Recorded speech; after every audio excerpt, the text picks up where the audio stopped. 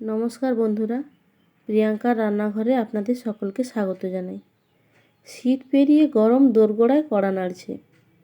এবার জিভে স্বাদ পরিবর্তনের পালা। চলুন আজ বানিয়ে দেখাবো প্রসাদী আমসল। প্রসাদী আমসল বলার কারণ হলো এতে আমরা পেঁয়াজ রসুন কোনটারই ব্যবহার করব না।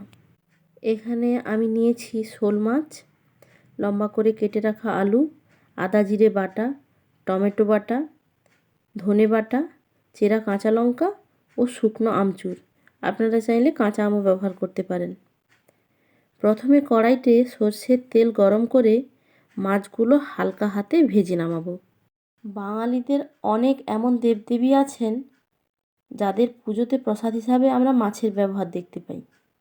সেই সব পুজোতে এই রান্না বেশি হয়ে থাকে। তাছাড়া পেঁয়াজ রসুনে যাদের গ্যাস অম্বলের ধাত আছে তাদের জন্য এই রান্না খুবই লাভজনক। মাছগুলো নামিয়ে নিয়ে তারপর ওই একই তেলে সামান্য লবণ দিয়ে কেটে রাখা আলুগুলো দিয়ে ঢাকা দিয়ে ভালো করে ভেজে নেব।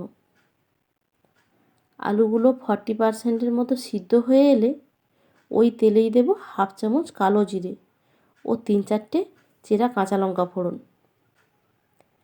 তারপর একে একে দেব লাল লঙ্কার গুঁড়ি রং ও স্বাদের জন্য, তারপর দেব হলুদ ও স্বাদ মতো লবণ, মিশিয়ে নেব।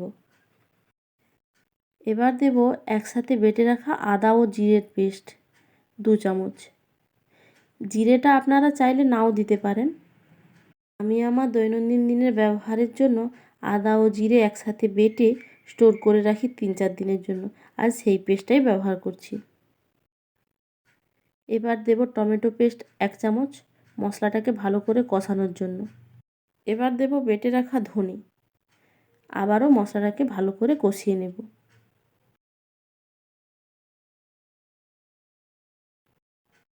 তারপর দেব শুকনো আমচুর,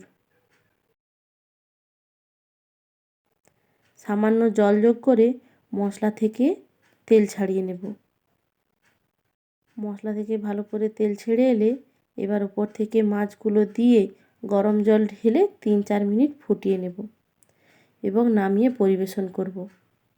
প্রসাদী আমসল গ্রাম বাংলার খুবই প্রাচীন এবং সুস্বাদু এই পদটি।